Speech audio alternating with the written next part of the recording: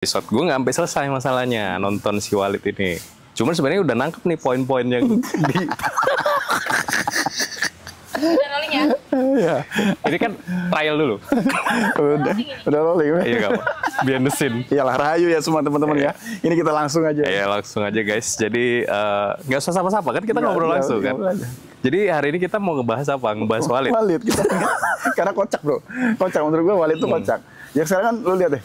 Itu menurut gue sindiran keras kepada para ulama yang sekarang lagi terwalid-walid ya. Iya, terwalid-walid. Tapi memangnya sih bang, kalau diperhatiin sebelum ada film Walid pun udah naik kan isu-isu atau model Walid versi Indo lah. Itu kan banyak.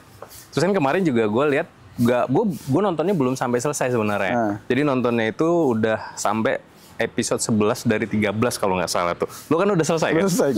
Gue sengaja, gue kelarin ya. Wah ini relate soalnya, relate. Ada beberapa momen yang gue ketemu lah dengan hal-hal begitu tuh. Jadi relate banget. Menurut gue kocak sih gitu ya. Ada satu jargonnya yang sekarang viral tuh, apa katanya? Walid nak. Walid nak. Itu kan geli ya. Coba kita praktekin lah. Coba gimana? Walid nak Aisyah. Jadi kan itu coba lu. Naik sebelah. Oleh nak Dewi. Kan itu kan wajah-wajah genit itu tuh yang menjijikkan gitu. Tapi justru itu yang jadi populer, Bang. Iya. Contohnya banyak yang udah marodiin kan. Kayak kita aja yang belum ini. Perlu nggak? Nggak usah lah. Nggak usah. Yang mau jadi Walid siapa? Lu aja. Lu aja. Nggak cocok. Oh iya. Nggak cocok. Tapi kocak sih menurut gua. Kemarin yang viral di Indonesia kan banyak kan. Terwalid-walid. Kita ngomonginnya kalau kayak gitu sekarang ulama yang terwalid-walid. Iya betul. Disclaimer ini ya. Disclaimer ya. Jadi kita nggak sebut merek, kita nggak sebut siapa orangnya. Pasti kan ada beberapa tuh kemarin ada yang sampai dicium tangannya bolak-balik terus diteplak gitu. Nah itu yang gue lihat versi Indonya, gitu kan. Kan kalau Walid kan cuci kaki terus diminum, ya kan. Tuh, lu bayangin tuh, gue bilang ini mendingan cuci kaki ibu lu sendiri, ketimbang orang lain yang kita nggak tahu tuh. Katanya biar dapat manfaatnya, apalah istilah gitu kan. Gue bilang ngapain jauh-jauh ya, orang terdekat kita ya orang tua aja. Itu udah jelas mujarab, gitu daripada jauh-jauh. Terus yang versi yang teplak-teplak itu kalau Walid dicuci kaki terus diminum. Nah kalau yang teplak-teplak itu ada bang di Jawa. Nah, itu jadi ada beberapa konten kreator juga udah mulai parodiin, udah mulai melakukan sindiran-sindiran lah. Jadi memang kalau gue lihat dia agak sedikit unik. Kalau Walid kan, nah lu paham lah. Kalau Walid gimana itu jikirnya? Jadi gimana tuh ya kan? Jadi ya ada lagi jikirnya apa? Ya Allah, ya Muhammad, ya Walid. Ya Walid, gitu kan? Artinya dan dia juga kan mengaku-ngaku jadi Imam Mahdi. Imam Mahdi, benar.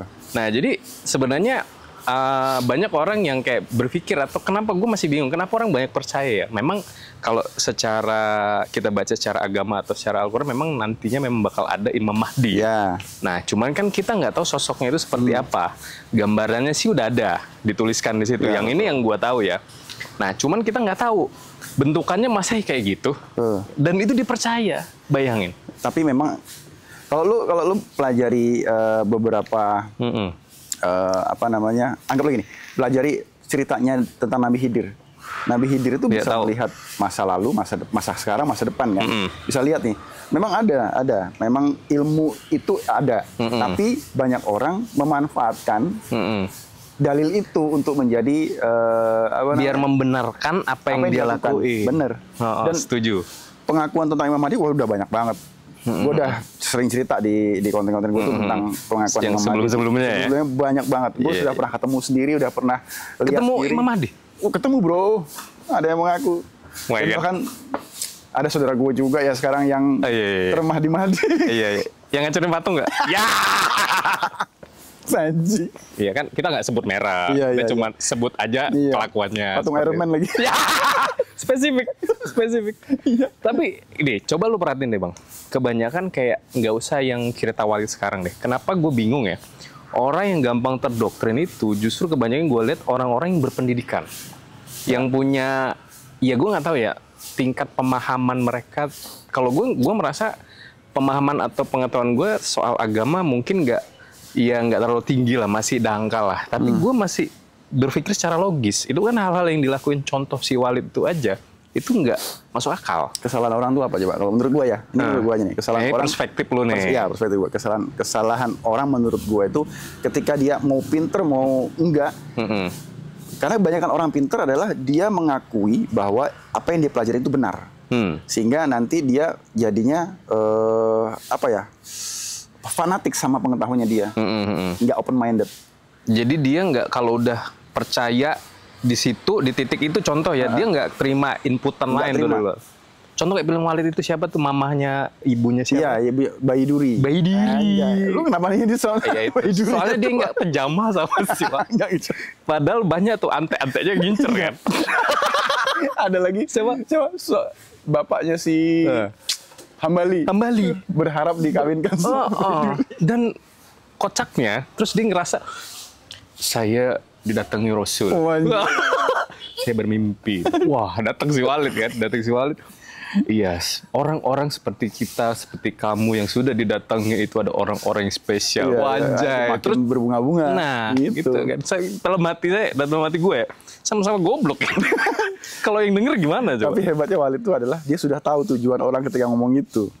Jadi ngebaca deh, wah ini tujuannya adalah ke situ. Dia baca duluan tuh. Tujuannya adalah Bayi Duri nih, mau tikam dulu Bayi Duri gitu kan. Karena cara Hambali juga udah menjurus. Dia bilang gimana kalau kita menaklukkan itu wanita supaya taat kepada kita. Bapaknya Hambali. Gimana kalau supaya taat dia, kita kawinkan saja dengan orang-orang kita. Padahal kita bukan orang-orang kita.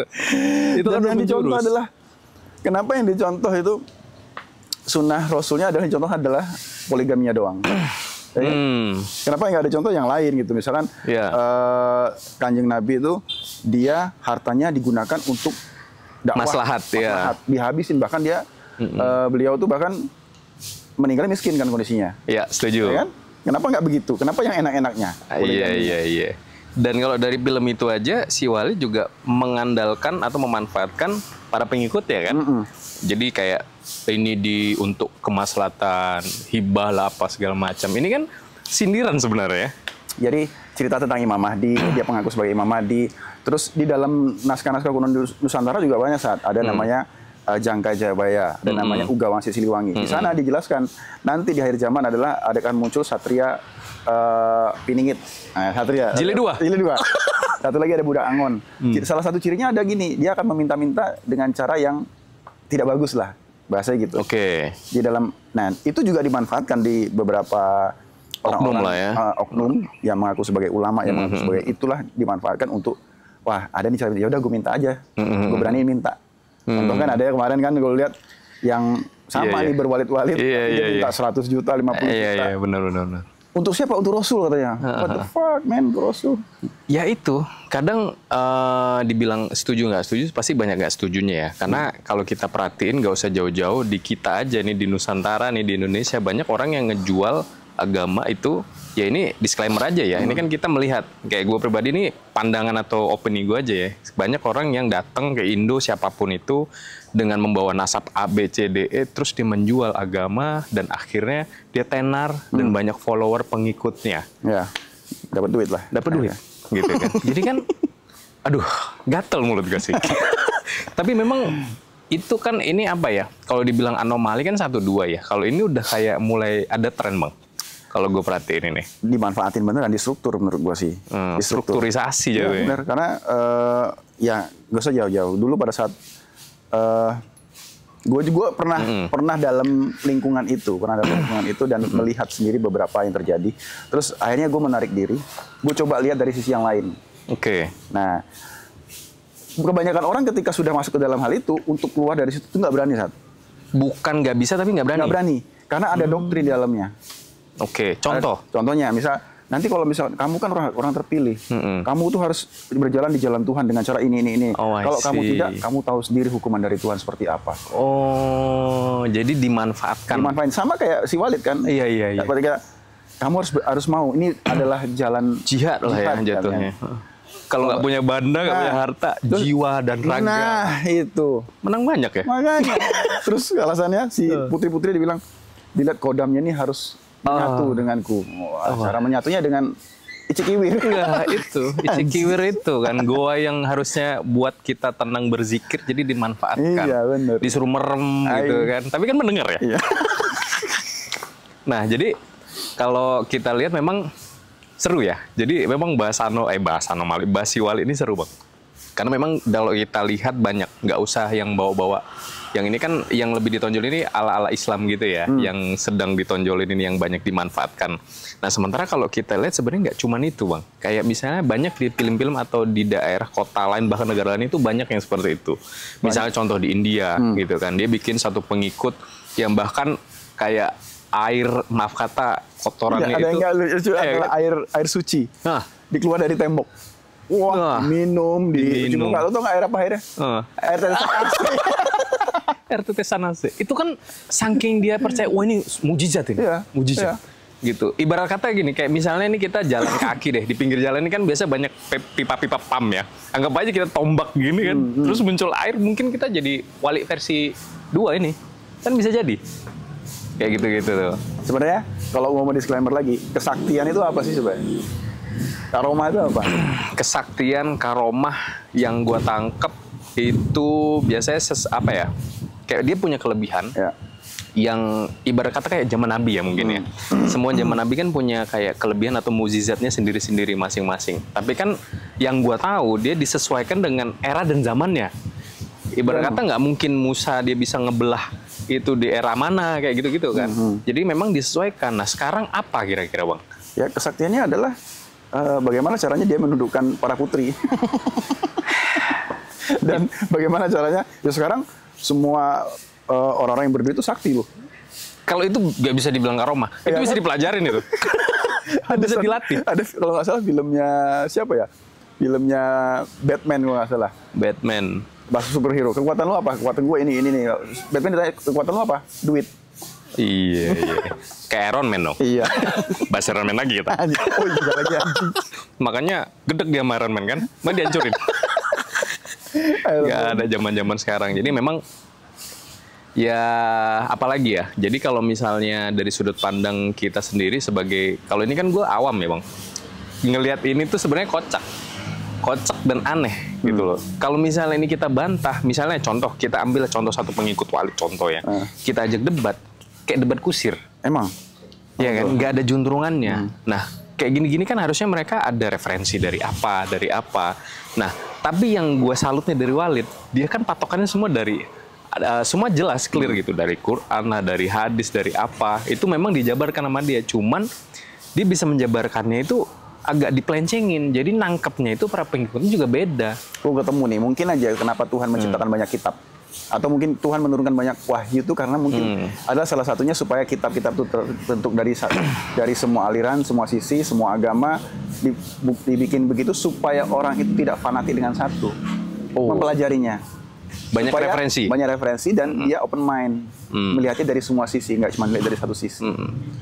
Tapi gara-gara ya balik lagi nih point of view gue aja ya. Semakin banyak kitab, itu biasanya ini bukannya salah satu yang menyebabkan kenapa ada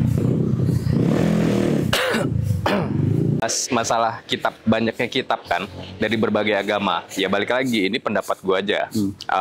Ini teman-teman boleh komen juga ya kalau misalnya memang ada yang salah ya dibenerin gitu kan. Kita bukan cari pembenaran benar mana salah. Ini hanya sudut pandang individu ya. Disclaimer lagi, individu.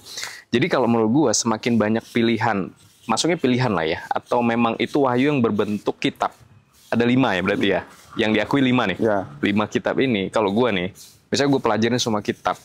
Jadi gue agak susah menemukan walaupun banyak korelasi. Iya, banyak korelasinya atau apapun, bisa jadi ini yang menyebabkan ada satu atau ini yang membuat banyak orang itu gak beragama, apa sih istilahnya itu? Apa namanya? Apa ya? Yang tidak beragama namanya? Ateis. Nyala nggak? Ya, ateis. Iya kan? Jadi ini yang menyebabkan semakin banyak preferensi, ini yang membuat orang memutuskan untuk ateis, Bang. Terus tapi ini kalau lo bicara ateis, menurut gua ateis itu adalah orang yang paling memahami Tuhan menurut gua. Kenapa gitu? Karena menurut gua ketika ada satu agama ngomong bilang Tuhan gua adalah Allah, Tuhan gua adalah Tuhan gua adalah yang widi. Ya udah, itu kan buat ateis itu Tuhan lo. Gue tidak bertuhan seperti yang lo bilang. Karena menurut gue ya, puncak ketuhanan adalah tidak menuhankan apa yang lo sebut Tuhan pada umumnya. Tapi Tuhan tak tersebut. Nangkep sih. Ya kan? Iya. Karena tidak, kalau balik lagi, kalau kita bahas spiritual dan filsuf, tidak ada satu kata yang pas untuk mewakili kebesarannya. Sehingga itu ujungnya adalah Tuhannya ya diem. Ya sudah, lakukan aja sebaik-baiknya apa yang Tuhan harapkan terhadap hidup kita nih. Intinya terus melakukan kebaikan. Iya. Karena kalau misalkan, ya balik lagi ya, karena di Indonesia nih, ya bukan di Indonesia, di seluruh dunia pada umumnya, orang dianggap benar kalau dia mayoritas. Setuju. Nah, ya kan? Jadi ketika gue setuju dengan Tuhan lu dan semuanya menyetujui, sepakat, ya udah dia baik. Setuju, dia baik. Ya kan? Yang penting punya iman berarti kan? Berarti balik lagi, pelajarin lagi cerita tentang Nabi Khidir. Oh iya. Ya, masuk lagi tuh. Masuk lagi situ. Masuk lagi. Tapi balik lagi, ini nanti bahayanya adalah ketika orang mempelajari seperti yang Nabi Khidir lakukan atau Syekh Siti Jenar lakukan, banyak orang yang salah kaprah, memanfaatkan kondisi itu seolah-olah dia sudah memahami ilmu ketuhanan yang paling hakiki, dia membenarkan segala hal. Tapi pada dasarnya pada saat dia belajar tentang ilmu Tuhan yang sejati, yang sebenar-benarnya, itu balik lagi tidak ada benar dan salah. Semuanya bijaksana, kebijaksanaan Tuhan yang dilakukan. Ya berarti benar ya, kalau misalnya ada istilah yang bilang orang pinter itu biasanya keminter.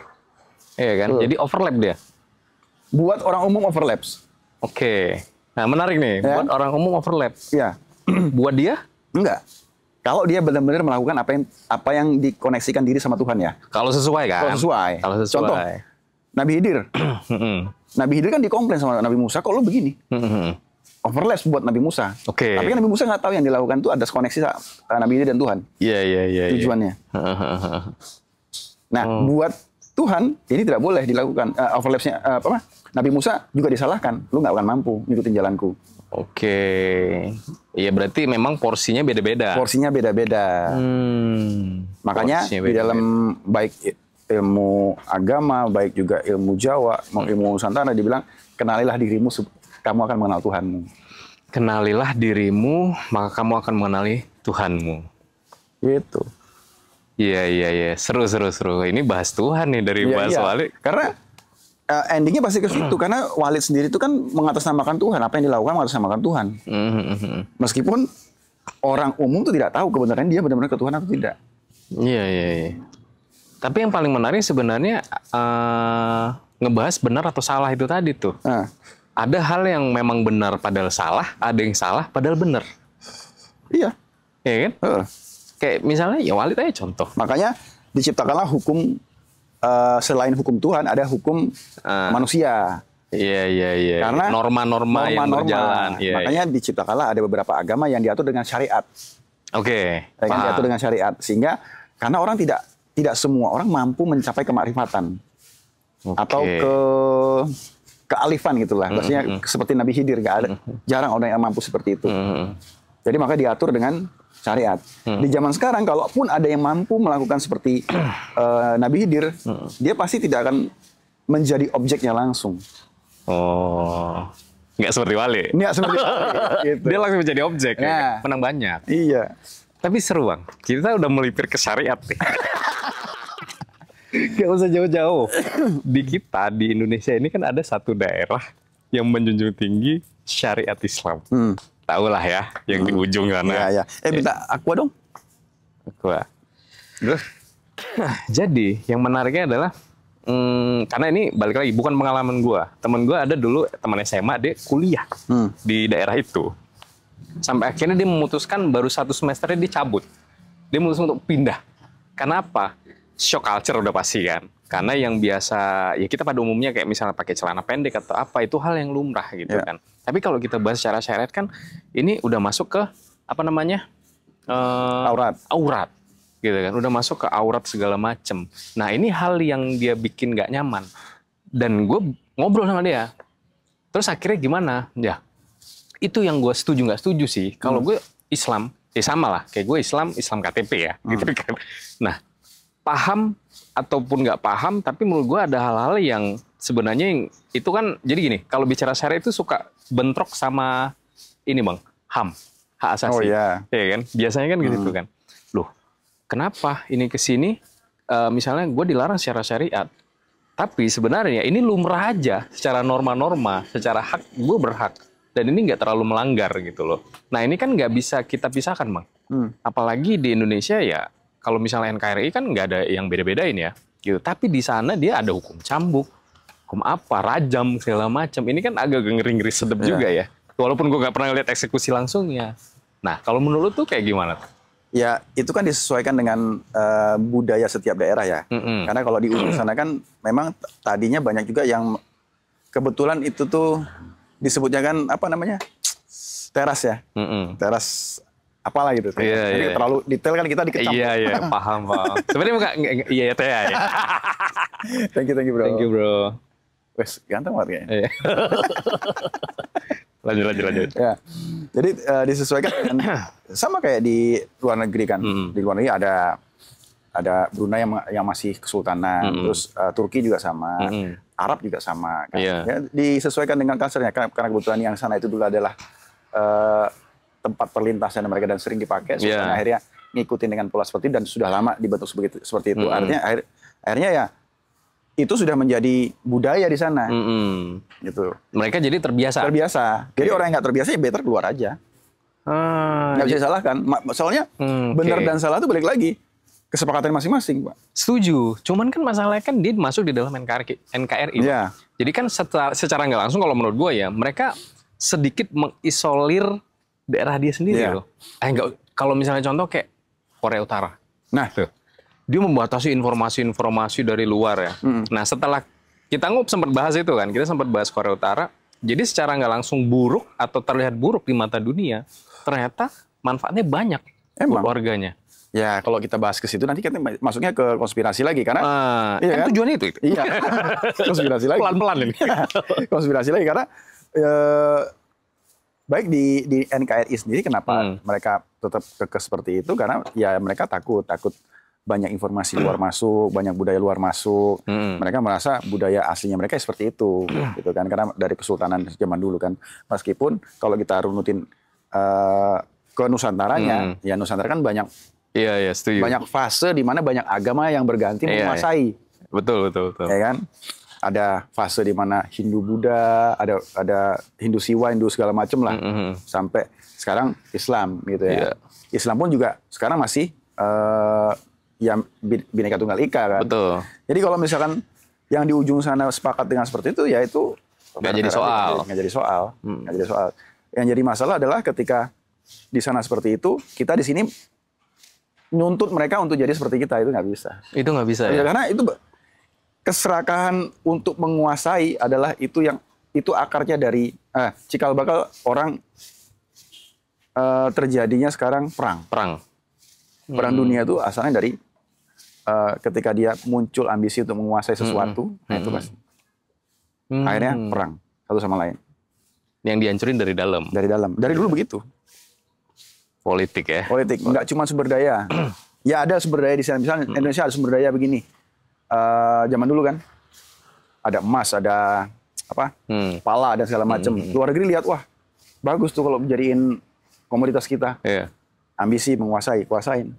Perang lagi gitu. Perang lagi. Padahal tujuannya ngambil. Tujuannya ngambil. Selain ngambil, menguasai pokoknya. Kekuasaan tuh memang benar-benar bahaya, bro. Iya. Berarti seperti Walid. Iya. Walid kan menguasai para wanita. Iya, dia ingin menciptakan kerajaan bahkan. Sultanan. Dia mengaku sebagai sultan kan. Iya lagi. Saya sekarang menjadi sultan. Malaka, tahu Malaka? Iya, dinobatkan segala lagi. Dinobatkan. Seru. Jadi dari Walid. Pertanyaan gue kalau misalnya lo jadi Walid gimana? Astagfirullahaladzim. Pengen sih. Enggak. Karena nama gue Satria, Bang, bahaya, Wak. Satria Peningkit 1 kan udah ini kan. Udah selesai. Udah N. Ya, masa ada 2, jadi 2 chapter 2. Repot terusannya. Iya. Gitu. Jadi memang ya balik lagi ya, banyak hal yang kita temuin itu aneh-aneh sebenarnya. Mulai dari Walid lah, mulai dari misalnya kayak tadi punya peraturan syariat sendiri. Jadi nah ini sorry gue potong kan. Sekarang dilalahnya keluar film Walid. Yang Ternyata memang sebelumnya kan relate dengan, makanya banyaklah sekarang teman-teman lihatlah perdebatan antara ulama Nusantara sama ulama yang terwalit-walit ini. Iya. Ya kan? Betul. Dengan beberapa oknum habaib. Ya karena memang aktualnya ada. Gue curiganya yang bikin walid ini orang Indonesia, Bang.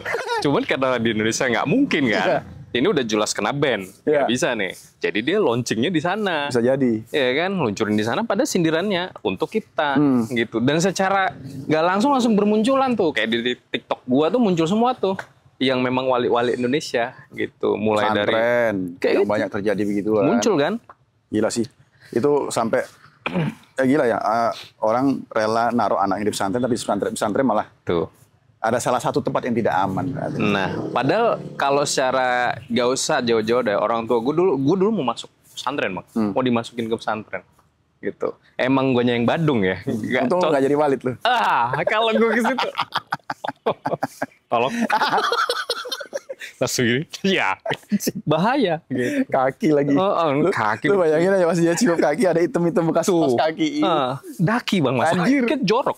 Iya. Gitu. Jadi ya kata ya gitu kan. Kecuali memang dia bener sesuai yang dia declare gitu kan. Enggak juga, masih walaupun dia bener kan masa iya seorang yang memiliki keilmuan tinggi yang dianggap sebagai wali, dia rela nyuruh orang untuk begitu kan nggak mungkin. Iya, bijaknya betul. Gitu aja. Justru seorang wali itu akan bagaimana caranya mengagungkan orang lain. Setuju. Ya kan? Memanusiakan manusia. Itu masa air rendaman kaki, bekas mandinya dia. Masukin sumur. Waduh. Tapi sebenarnya gue nggak masalah air yang dimasukin ke sumur, Bang. Gue ke distract-nya itu sama timba emasnya, Bang. Iya, lagi. Ini emas bener nggak ya? Gue perhatiin kan. Oh enggak. Kalau bener kan sama ya. Porsinya. Iya. Di rumah lu gitu kan? Iya lagi. Mah, tolong ganti kursi di rumah, Mah. Soalnya begitu ya, kursi di rumah-rumah kan kayak gitu, Bang, di daerah-daerah kan masih kursi-kursi ala-ala kerajaan gitu kan, biar mewah gitu. Minum dulu. Ini kita ya mudah-mudahan ini sponsor. Iya, sponsor. Coming soon ya. Masih lama kita? Masih lama? 25 menit. 28. Cari-cari 45 menit lah ya. Udah lah ya? Udah aja lah. Udah aja. Panjang, gitu aja. Gitu aja. Ya, pokoknya cerita terwalit-walit ini seru ya. Jadi memang hari ini kita sedikit refresh aja. Obrolan santai. Next baru agak lebih dalam ya. Ini aja udah sangat-sangat mengkerucut. Iya, agak sedikit ngeri-ngeri sedap. Ini udah pinggir jurang ini. Oh ya, by the way kita di mana, Bang? Kita nih sekarang lokasinya di Kopi Popi ya. Kopi Popi. Ini salah satu tempat ngopi yang paling enak yang sering kita datengin. Terus Base camp ya. Jadi kalau teman-teman pengen nongkrong di sini boleh banget, setiap malam weekend tuh selalu ada live musik. Betul. Dan suara ownernya juga aduhai banget. Pokoknya, ya. Dan beberapa genre juga, Bang, musiknya ya, yang kadang rock. Kalau misalnya teman-teman yang udah ada follow IG Dendino, pasti tahu tuh. Kita sering joget-joget di sini lah. ACG boy. Gitu ya. Jadi jangan lupa ngopi. Rahayu.